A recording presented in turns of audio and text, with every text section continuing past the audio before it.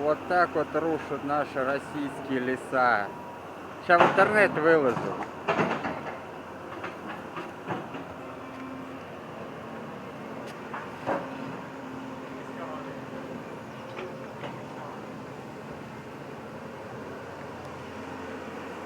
Подмосковье причем, рядышком. Все леса порубили.